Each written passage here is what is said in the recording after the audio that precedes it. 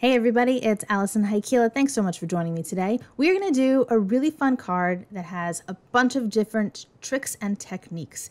I am starting off with the Ink and Splatter cardstock from their Rainbow Bliss collection. You can see that it has a little bit of a sheen to it. It's double-sided cardstock, really pretty stuff. And I'm going to take the Mad Swirls stencil from A Colorful Life Designs and spray the back of it with some pixie spray. And after it sets up for about 1 to 2 minutes, I'm going to apply it to that piece of cardstock. Now I have some VersaFine Clair ink in Nocturne. This is from Imagine, and just a basic cosmetic sponge. Like I literally got it from the drugstore, a pack of 36, and I use them for all of my VersaFine Clair inks and some other inks here and there. But you can see that I keep those little cosmetic sponges in a baggie. Each one has its own color so that this way I don't accidentally get my Nocturne ink on, say, one of the yellow tones or pink or whatever. Keeps them all nice and separated. I label them with a marker and it just keeps it nice and simple for me. So I'm laying on a nice coat of the Nocturne, but you'll see in a little while that I decide to emboss the whole thing so that it's an even richer, more thick black. It doesn't take very long to do this. It's a pretty fast thing to do, and I love that we're using a piece of pattern paper. Some people call this technique the Joseph's coat technique, where you have a lot of colors on a main piece of cardstock, and then you cover it up with a stencil design or a stamp design, and usually that part is black, and then you see the original colors kind of shining through in the negative spaces. Usually I do this with some ink blending or some stamping myself, but I thought it would be a fun way to just use up some of my pattern paper because I have such a large amount of it. So really fast to do. I sped this up a little bit, of course, just to save you some time from watching the whole arduous process, but it really doesn't take long to do this at all. Now I have some detail black embossing powder. This is from Stampendous, but there are plenty of companies out there that have a good detail black. And silly me, I always forget to use my embossing powder bag just to keep the static from, getting that powder to places that I don't want it to be. But I just used a little brush and knocked off as much of the excess powder as I could. Now it's time for one of my most favorite things about paper crafting, and that's using my embossing gun.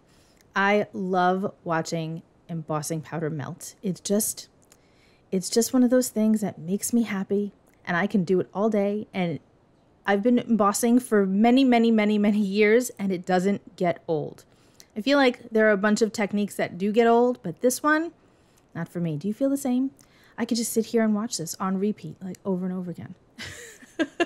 But how great is that stencil on top of that pattern paper? It looks really cool. You still see plenty of the pattern. You still see all of the different shifts in colors, but that pattern, the Mad Swirls, really stands out, and it's beautiful.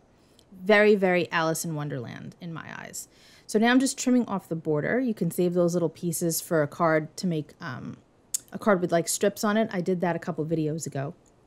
And now I'm just going to cut it so that it is 4 by 5 1/4 so that I have a little bit of a border on my A2 sized card base. Now I have the awesome die from Stamp Anniething. I keep a few of them in an envelope together just because I don't feel like I need to separate them out. I die cut it out of a hot pink.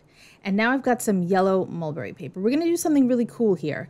So I'm going to first adhere my awesome to the mulberry paper. And I know that that's not really a big thing right now to use mulberry paper. It's very like 80s, I guess, paper crafting, early 90s. But I love it because once you do what we're about to do, you have this super cool look that you can't get from regular paper.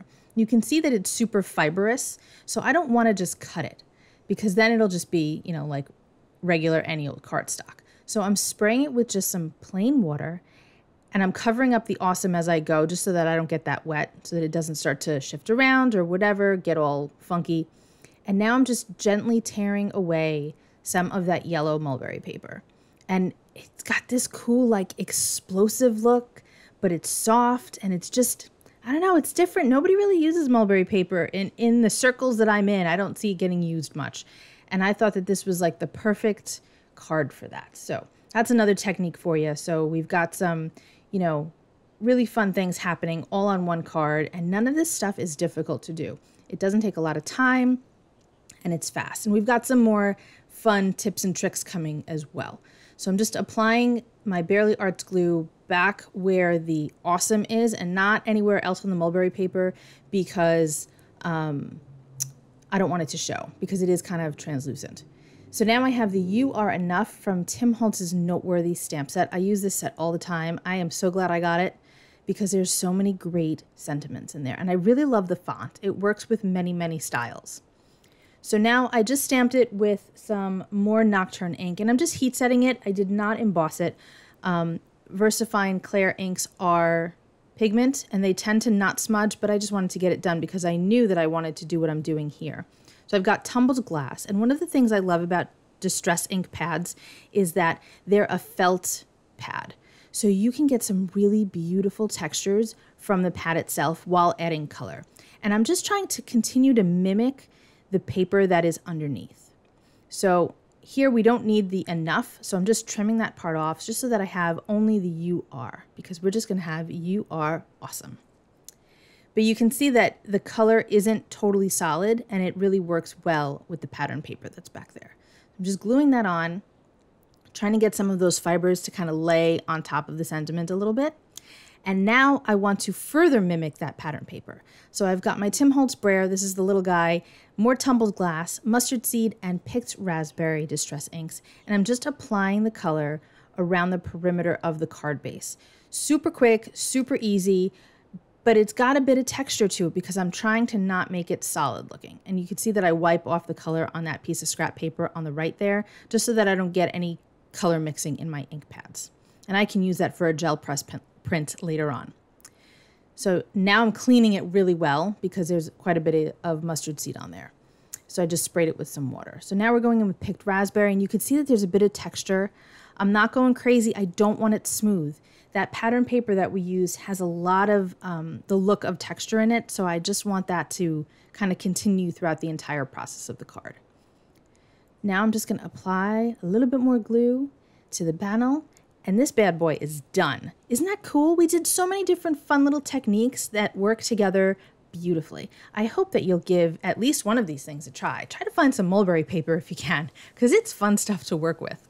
I hope you enjoyed this card today. I'll be back with another one very soon. Be well, stay safe, peace out.